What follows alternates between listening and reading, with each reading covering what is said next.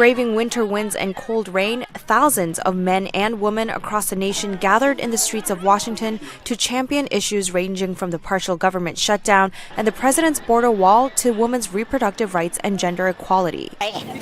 Mia Ives Rubli, a transracial Korean-American woman who is disabled, has been involved in planning this year's march and says she is fighting to gain more rights for all of her identities. My hope, is to continue to talk about how these different identities interact, how we can support each other, and how it's so important that we are able to talk about disability, especially in the Asian American communities.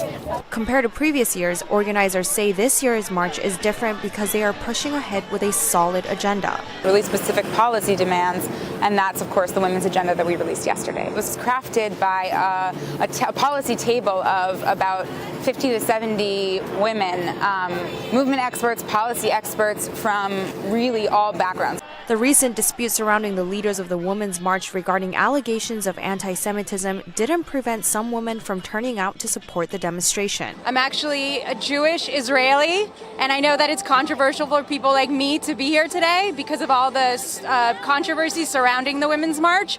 But I'm not giving up my seat at the table, and I'm here to make sure that anti-Semitism is something that is addressed and part of the Women's March agenda. Even with a record amount of women elected into Congress, both men and women here say that there is still much more to be accomplished. So I almost cried when I heard that they all got put in. And I was just so happy, but we still gotta make the moves.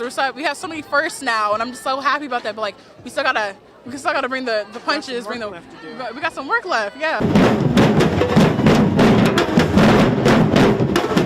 Everybody supports women. It's not just the people being oppressed, it's all of us. This is one community, one voice.